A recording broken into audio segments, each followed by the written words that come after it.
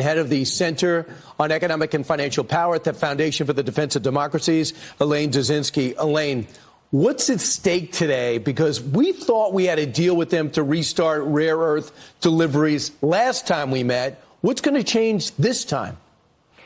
Good morning, Brian. That's a great question. So Beijing has really slow-rolled the issuance of the export licenses for the rare earths and other critical minerals that are so fundamental to the U.S.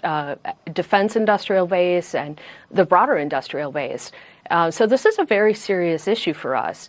I think there's leverage coming into this conversation on the part of the Americans and the Trump administration because we have export controls on certain things that Beijing wants. So there will certainly be a conversation about how to get to a better place. But at this point, both sides have made the allegation that each other has slow-rolled the process since the last time they met.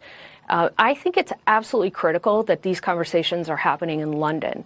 Why? Because the Europeans are watching very closely. They have the same dependency issues as we do on these critical minerals and rare earths. This has to be resolved. So really what's happening is the Trump administration is creating space for that important conversation, not only for the Americans, but for others. So we actually curtail some of our exports to them on some of the high-tech material that we have and some of the nuclear material that they want. So we are pulling back, too. So that's what's going to go into play. Are we going to rearm our enemy? And they could be saying the same thing about us. Are we going to give them the material for their weapons and our tech center? So there's high stakes here.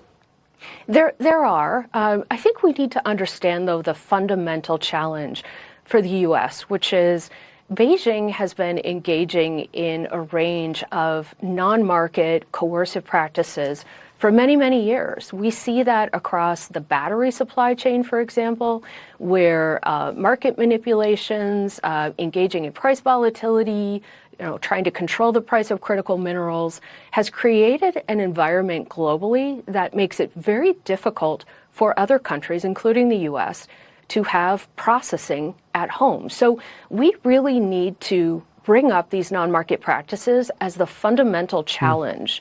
This is the difference, and where we have to be very clear about what Beijing has created through its practices, and that we simply can't tolerate that any longer. Exactly.